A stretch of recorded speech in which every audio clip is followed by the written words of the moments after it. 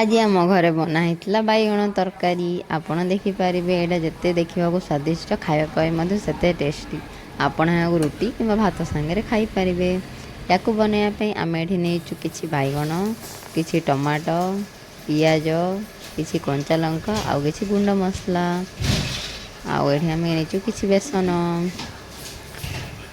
हाँ आम बैगण को लंबा लंबा कर काटी नवा से ही कटा बैगण आम कि मसला देवा जमीती कि लुण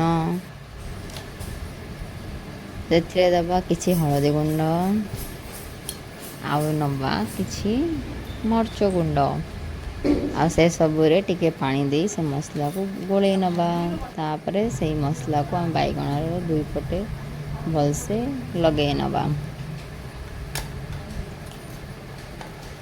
आपन देखिपारे आम केमी मसला लगाऊँ एमती करी आपन जी बैगण काटी से सबुथिरे लगे नेबे। हो गला आमर बैगण तापर यह आम तावारे को भाजी नवा।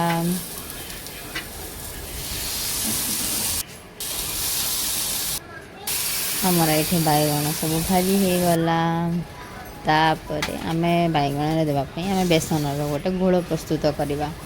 से ही बेसन आम दबा कि जीरा गुंड कि गोलमर्च गुंड कि धनिया गुंड तापर से बेसन देदेबा कि हलदी कि लुण आ सबको पानी टिके देगी घोल बन नवा। आमर घोल प्रस्तुत हो गला भलसे गोलेबे जमी से लम्स रही तापर से घोल को आम आमर बैगण भलसे लगेगा गोटे साइड्रे जमीती कि सबुआड़े स्प्रेड होपर ताकू एमती गोल गोल बने ताकू सेप देदबा भलसे बनवा जमीती कि फाटबनी कि ताहिर बेसन बाहर तापर आम पेस्ट बनवा गोटे कड़े नवा कि तेल पियाज मर्च आ टमाटो से सबको भाजी सारापर ग्राइंडर करके भल पेस्ट बन नवा।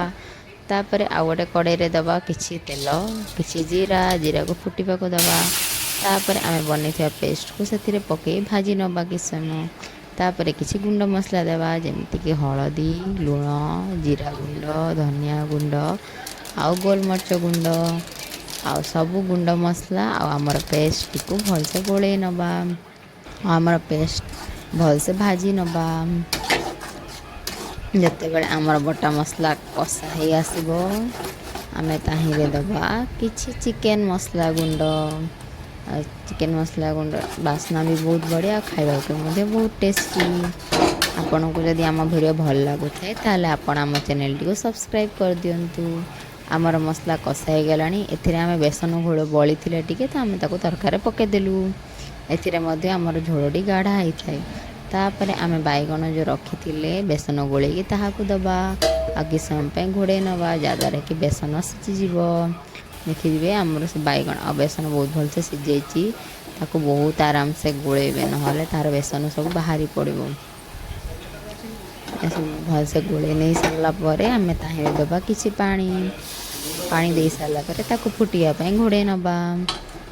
आमर बैगण जिते बड़े से झोल फुटी आसब आमर तरकारी रेडी हो गला। आपन देखिपारे केते स्वादिष्ट लगुच देखा जमी लगुच खावाई से टेस्टी। आपन को जदि वीडियो भल लगा लाइक कर दिंतु। Bye bye.